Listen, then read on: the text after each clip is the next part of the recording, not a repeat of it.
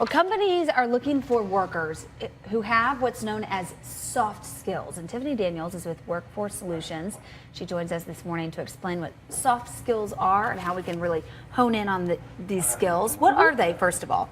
Soft skills, they go by a number of names. They're also known as interpersonal skills, but essentially soft skills are the personality traits of an employee. So not just understanding the basic physical training skills. Let's say, for instance, you're a welder. Being able to actually work the machines and have the product, the desired product is excellent. But actually the soft skills are the next piece of that. It's making sure that you kind of become a good team member or a good employee, not just someone that can do the work. Oh, that's interesting. You mentioned something in the break that kind of, perked my attention, and that is this is an employer's market where, instead of having just a few resumes like you would have a few years ago, you've got a ton of them. I mean, it's a really demanding, there's a lot of demand from the employee point of view. Yeah. And so having these soft skills is only going to better your chances, I would imagine. Exactly, yeah. Employers at this time, there's a lot of people still looking for work, whether they're unemployed or looking for that next step up in their career.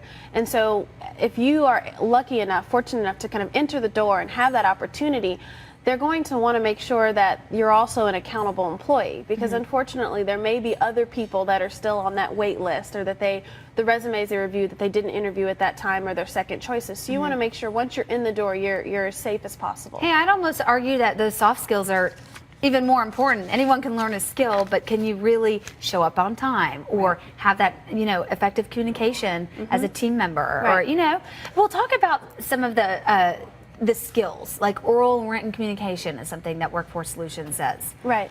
And that covers the gamut. It's, are you able to express yourself in a way that, one, other people are able to understand, and two, that's in a respectful manner? Can you take direction? Can you give direction in a way that it's really helping build the team? Yeah. Talk about that teamwork or the collaboration skills. It's a matter of understanding your role in that organization and how you might be able to help the organization.